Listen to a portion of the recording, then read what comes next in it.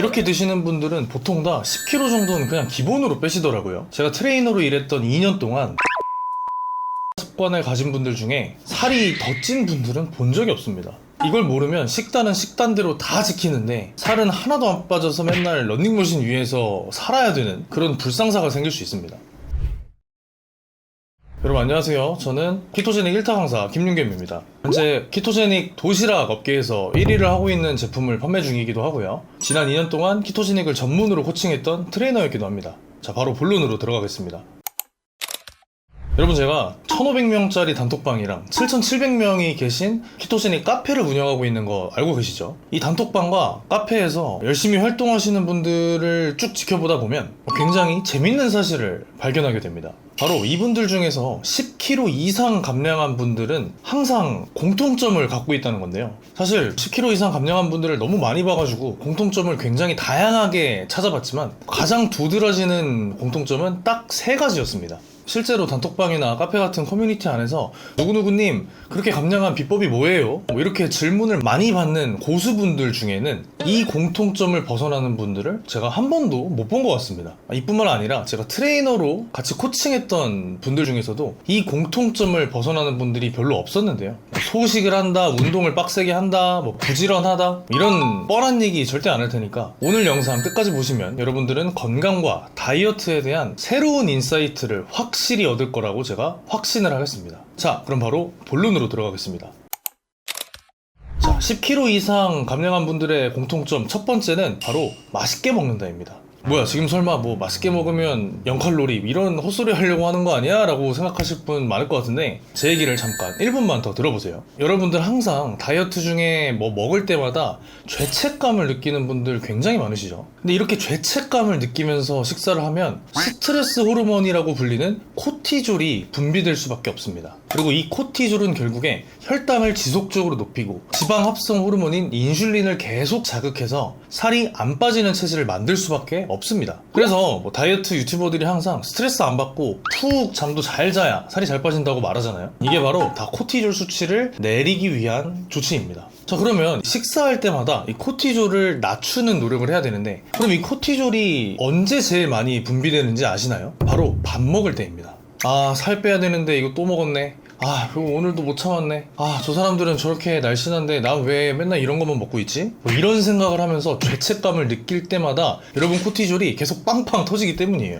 그리고 이럴 때마다 살이 더 안 빠지는 악순환이 반복되게 됩니다. 근데 여러분들이 이런 죄책감을 왜 느끼는지 아시나요? 바로 여러분들이 식사를 클린하게 먹지 않기 때문입니다. 피자, 햄버거, 치킨 이런 더티한 음식들을 먹다 보니까 죄책감을 느끼는 것이지 클린한 음식을 제대로 먹을 수만 있다면 사실 죄책감을 느낄 일이 전혀 없습니다. 오히려 뿌듯하고 보람차게 되겠죠. 근데 클린한 음식은 대부분 맛이 없잖아요. 그렇기 때문에 클린한 음식만 매번 챙겨 먹는 것은 굉장히 어려운 일입니다. 그래서 여러분들이 다이어트를 스트레스 안 받으면서 지속하려면 이 클린한 음식을 어떻게 하면 맛있게 먹을 수 있는지를 연구해야 됩니다. 자, 그럼 여기서 간단하게 클린한 식단을 맛있게 먹을 수 있는 방법에 대해서 소개를 해드릴 텐데요. 첫 번째는 바로 건강한 지방을 충분히 먹는 것입니다. 인간이 음식을 먹을 때 이 음식이 맛있다 라고 느끼려면은 딱 2가지가 필요하다고 합니다. 바로 첫 번째는 단맛이고요. 두 번째는 기름진 맛입니다. 이 2가지 모두 원시시대에 살던 인간의 입장에서는 더 많은 에너지를 갖고 있는 음식의 지표이기 때문입니다. 그래서 단맛이 있거나 지방이 많은 기름진 음식을 만나면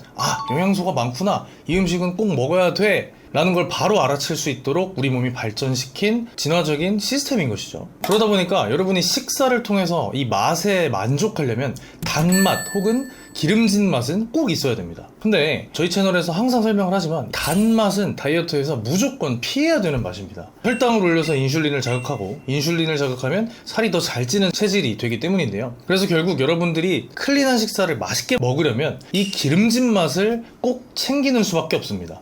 기름진 거 먹으면 살찌냐고 하는 말은 너무 많이 들어서 제가 간단하게만 답을 드리자면 저탄수화물이라는 전제를 깔면 아무리 기름지게 먹어도 살이 잘 찌지 않습니다.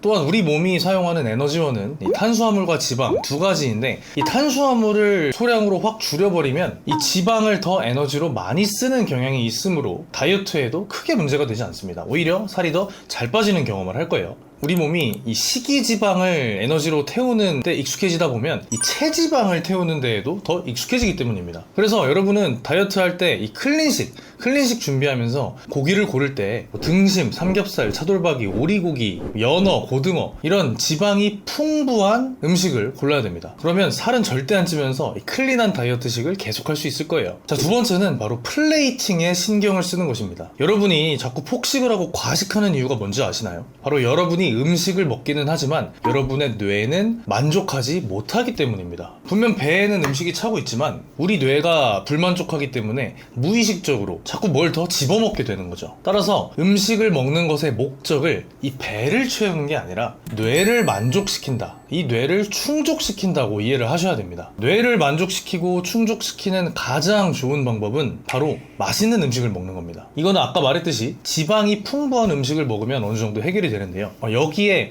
더욱더 큰 도움이 되는 게 바로 플레이팅을 예쁘게 하는 것입니다. 여러분, 유명한 맛집 같은 데 가면 음식 맛은 생각보다 평범한데 이 플레이팅이 굉장히 예쁘게 나오는 곳 엄청 많이 보셨죠? 이건 사람들이 시각적인 것에 굉장히 큰 영향을 받기 때문입니다. 똑같은 음식도 그냥 막 아무 성의 없이 내놓은 접시랑 아주 예쁘게 담아서 먹음직스럽게 담은 접시랑 둘 중에 무엇을 먹었을 때 우리 뇌가 더 만족할 수 있을까요? 당연히 후자입니다. 그러니까 여러분도 막 반찬통에서 꺼낸 채로 막 집어먹지 마시고 나를 스스로 대접한다는 느낌으로 플레이팅까지 완벽하게 신경 써서 식사를 한번 해보세요. 아마 여러분 뇌에는 내가 진짜 좋은 음식을 양껏 먹고 있구나 라고 느끼면서 더 이상 식욕을 불러일으키지 않을 것입니다. 자, 세 번째는 음식의 맛을 분석하면서 먹는 것입니다. 이것도 마찬가지로 이 뇌를 충족시키기 위한 방법인데요. 여러분, 뭘 먹는지도 모르는 채 막 허겁지겁 먹었던 경험 분명히 있을 거예요. 근데 이럴 때 평소에 먹을 때보다 배부름이 더 안 느껴졌던 것도 기억을 하실 겁니다. 이거는 우리 몸속에는 이제 음식이 들어왔지만 우리 뇌는 음식을 먹었다고 인식하지 못했기 때문입니다. 왜냐면 우리 뇌가 음식을 먹었다고 인식을 하려면 이빨을 사용해서 음식을 씹는 그 감각도 충분히 느껴져야 되고, 무엇보다 혀끝에 음식의 맛을 더 제대로 느껴야 하기 때문입니다. 우리 뇌는 감각세포를 통해서 이 외부의 정보를 인식하는 시스템이 있죠. 그래서 혀가 맛을 더 많이 느낄수록, 이 치아가 식감을 더 많이 느낄수록 우리 뇌도 음식에 대한 정보를 더 많이 얻게 됩니다. 그럼 당연히 정보를 많이 얻을수록 내가 지금 식사를 하고 있구나 라고 우리 뇌가 더 잘 느끼게 되겠죠. 그러면 식사에 대한 만족감도 높아지고 또 식욕도 잘 충족이 될 겁니다. 그러니까 여러분들 꼭 식사하실 때 한 입 한 입 먹으면서 이 음식의 맛을 최대한 자세히 느껴보려고 해보세요. 첫맛은 짭짤한데 뒷맛은 고소하고 끝맛은 담백하다, 이런 것들을 이 맛의 층위까지 나눠서 천천히 생각을 하다 보면은 음식을 더 깊이 느끼게 되고 생각보다 소량만 먹었는데도 배부름이 느껴지는 경험을 하게 되실 겁니다. 실제로 요즘 유튜브에 많이 나오는 소식좌 분들 있죠. 그분들 전부 다 음식을 천천히 음미하면서 먹는 습관을 가지고 계십니다. 자, 10kg 이상 감량한 분들의 공통점 두 번째는 바로 하루에 2끼만 먹는다는 것입니다. 아니, 우리 PT 선생님들은 세 끼 건강하게 다 챙겨 먹어야 살이 더 잘 빠진다고 하는데 왜 한 끼를 굶으라고 하는 건가요? 이런 질문 엄청 많이 하실 것 같아요. 근데 여러분들이 살을 잘 빼려면 이 24시간 하루 중에 지방이 분해되는 시간을 최대한 길게 유지해야 됩니다. 이게 무슨 말이냐면 우리 몸은 음식을 먹는 동안은 이 음식에서 얻어진 영양분을 흡수하고 또 근육이든 지방이든 이 합성하는 데에 에너지를 쏟게 됩니다. 반면에 음식을 안 먹는 동안에는 음식으로부터 오는 영양소가 없으니까 우리 몸에 이미 있는 에너지원, 즉 체지방을 분해해서 에너지를 얻으려는 시스템을 가지고 있죠. 이거를 동화작용이랑 이화작용이라고도 설명을 하는데 어려운 말은 최대한 빼고 설명해 보겠습니다. 아무튼 음식을 먹는 동안은 이 에너지를 흡수하고 합성하는 데 에너지를 쓰고, 음식을 안 먹는 동안은 이미 합성된 에너지를 분해해서 에너지를 얻기 때문에 우리는 살을 빼려면 공복 시간을 최대한 길게 유지하는 게 중요합니다. 그래서 요즘 시대에 이제 똑똑하게 다이어트 하는 분들 중에서는 아예 24시간에서 48시간까지 단식을 해버리는 경우도 굉장히 많습니다.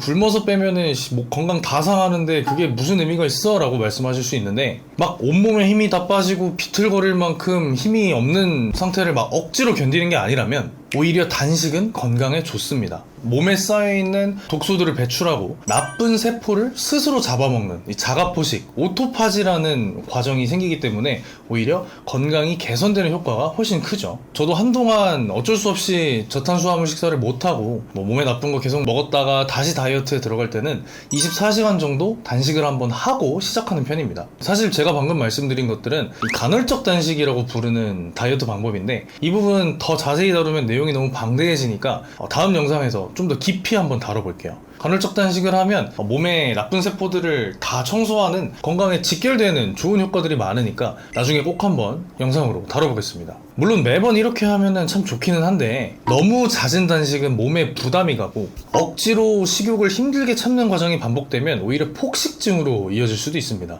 그렇기 때문에 체지방 분해가 적당히 유지되는 공복 시간, 보통은 이제 16시간인데 이 16시간을 굶고 딱 8시간 동안만 식사를 하면 하루에 2끼 정도 먹는 식습관을 가지게 됩니다. 이는 곧 8시간 동안은 에너지를 합성하고 저장하지만 16시간 동안은 체지방을 계속해서 분해한다는 의미이기도 하죠. 그러니까 여러분도 심리적 혹은 신체적인 부담을 최대한 안 받는 선에서 공복 시간을 길게 유지해보는 연습을 하시길 바라겠습니다. 분명 엄청난 효과를 누리실 거라고 제가 확신합니다. 자, 10kg 이상 감량한 사람들의 공통점 세 번째는 바로 짭짤하게 먹는다는 것입니다. 여러분 다이어트 할 때 무염식, 저염식 해야 된다고 알고 있는 분 엄청 많죠. 근데 이 살 빼려고 했던 무염식이 오히려 살이 잘 찌게 만드는, 체질이 되도록 만드는 주범이라는 거 알고 계셨나요? 심지어 비만의 가장 직접적인 원인인 이 인슐린 저항성도 무염식, 저염식에 의해서 발생하는 경우가 많습니다. 혈당이 오르면 같이 오르는 호르몬, 인슐린. 이 인슐린을 지방 합성 호르몬이라고 제가 여러 번 설명했었죠. 근데 이 인슐린이 하는 일은 엄청나게 많습니다. 지방만 합성하는 게 아니에요. 이제 그 중에 하나가 우리 몸이 염도를 일정 수준으로 유지하도록 하는 기능도 수행을 하는데요. 이 일정 염도는 약 0.9%입니다. 그렇기 때문에 우리가 소금을 적게 먹으면 몸의 염도는 점점 낮아질 수밖에 없겠죠. 그래서 이 낮아지는 염도를 일정하게 최대한 막기 위해, 즉 소변이나 땀으로 이 나트륨이 배출되는 것을 막기 위해서 인슐린은 점점 더 많이 분비될 수밖에 없습니다. 그래야지 이 인슐린이 갖고 있는 기능, 염도 유지 기능이 더 잘 발휘될 수 있겠죠. 근데 이렇게 인슐린이 계속 높은 상태가 유지되다 보면은 우리 세포가 이 인슐린의 작용을 거부하는 상태에 이르게 되는데요. 이것이 바로 인슐린 저항성이라고 말합니다. 이 인슐린 저항성은 결국에 장기적으로 우리 몸의 혈당이 계속 높은 상태를 유지하게 만들고, 이 높은 혈당이 곧 체지방으로 저장되기 때문에 살이 잘 찌는 체질로 변하게 만드는 것입니다. 정리하자면 이 저염식은 지속적인 인슐린을 분비시키고, 이러한 상태는 인슐린 저항성으로 이어질 위험이 높습니다. 인슐린 저항성이 발생하면 똑같은 음식을 먹어도 살이 더 잘 찌는 이 비만이 될 확률도 매우 높아지게 되는 것이죠. 이뿐만이 아닙니다. 우리 몸은 몸속에 특정 영양소가 부족할 때 이 영양소를 음식을 통해 섭취하도록 유도하는 기능을 갖고 있는데요. 그렇기 때문에 우리 몸에는 어떤 영양소가 부족할 때 배고픔 신호를 보내는 시스템이 있습니다. 근데 이건 생각해보면 사실 당연해요. 우리 몸의 입장에서는 특정 영양소가 부족한 거를 딱 느끼지만 어떤 음식에 그 영양소가 있는지는 알 수가 없습니다. 그냥 배고픔 신호를 마구 보내가지고 어떤 음식이든 막 먹게 만들어서 그 중에 하나, 그 부족한 영양소가 걸리게 만드는 전략을 취하는 것이죠. 그렇기 때문에 몸 안에 영양소가 부족할 때는 배고픔이 더 높아질 수밖에 없습니다. 근데 이 영양소가 꼭 탄수화물, 단백질, 지방만 해당될까요? 그렇지 않습니다. 여러분 미네랄 아시죠? 얘네는 이제 미량 영양소라고 불리는 작은 영양소들인데, 이런 미량 영양소, 즉 미네랄이 부족할 때도 우리 몸은 배고픔 신호를 굉장히 많이 보냅니다. 특히 그 중에서도 우리 몸의 가장 중요한 미네랄인 나트륨이 부족할 때 특히 배고픔 신호를 많이 보내는 경향이 있죠. 그렇기 때문에 저염식, 무염식을 반복해서 몸에 나트륨이 부족하게 되면 배고픔을 더 많이 느낄 수밖에 없습니다. 그래서 아까 제가 말했던 간헐적 단식을 할 때도 꼭 소금은 챙겨 먹으라고 항상 권하는 편이죠. 여기서 유추할 수 있는 점은, 여러분이 다이어트 하면서 배가 고플 때 식사가 아니라 이 소금을 먼저 먹어보면 이 배고픔이 진짜인지 가짜인지도 구분할 수 있을 것입니다. 그래서 제가 항상 키토제닉 영양 코칭을 할 때도 단식 시간에는 음식을 먹기보다 소금 먼저 먹어보는 것을 항상 권해드리고 있고요. 자, 여기까지 제가 7,700명 이상의 회원들을 만나보면서 느꼈던 10kg 이상 뺀 사람들의 공통점 3가지에 대해서 다뤄봤는데요. 그냥 간단히 요약하자면, 이런 분들은 과식을 하지 않는 환경과 지방이 더 잘 타는 생체 시스템을 맞추는데 굉장히 많은 노력을 한다는 것입니다. 물론 이분들은 이게 노력인지도 몰라요. 그냥 습관처럼 하는 것이죠. 자, 여러분들도 오늘 영상 꼭 자세히 참고해서 과식하는 환경과 지방이 잘 합성되는 습관 모두 다 배제하시고 지금보다 더 편하고 쉽게 다이어트 하시기를 기도하겠습니다. 자, 오늘 영상은 여기까지고요. 저는 다음 시간에 더 알찬 영상으로 찾아뵙겠습니다. 감사합니다.